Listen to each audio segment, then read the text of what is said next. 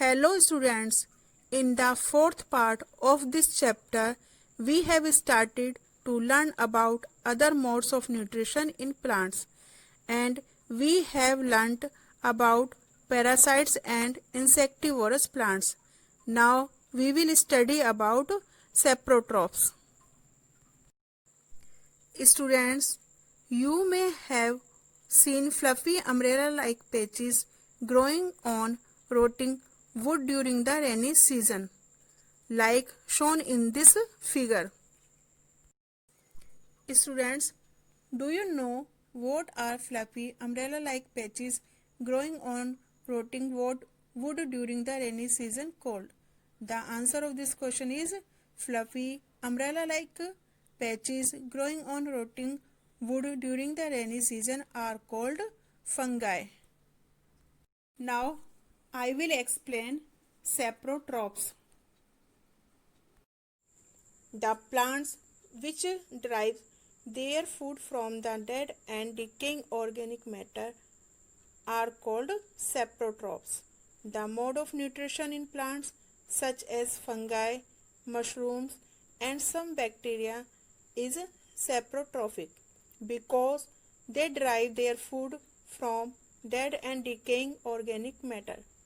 Saprotrophs secretes digestive juice on the dead and decaying matter and convert them into a solution. Then they absorb the nutrients from it. Students, have you seen fungus bread mold in bread? You can do this activity to observe the fungus bread mold in bread. Take a piece of bread and moisten it with water.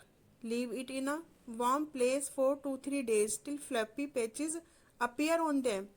Observe the patches under a magnifying glass or a microscope. You will see cotton-like threads spread on the piece of bread.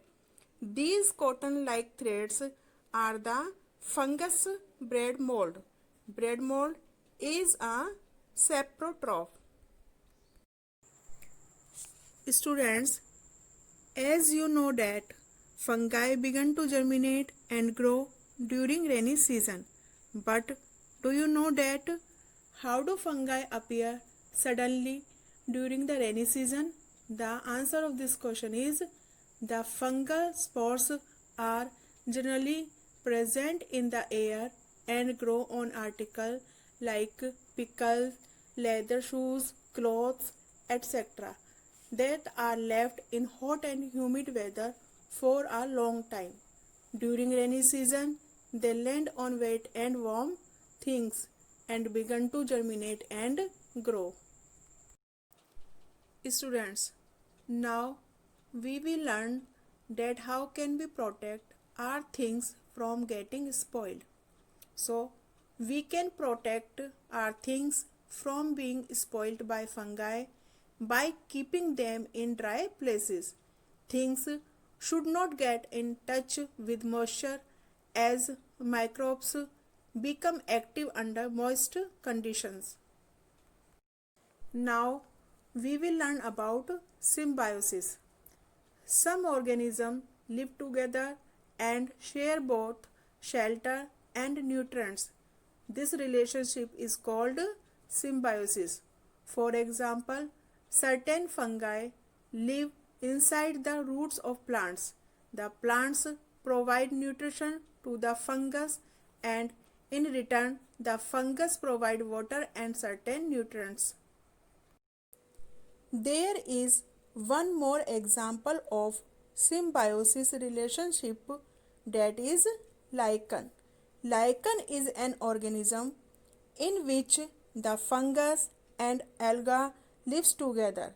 The fungus provides shelter, water and minerals to alga, and alga in return provide food which is prepared by photosynthesis to fungus.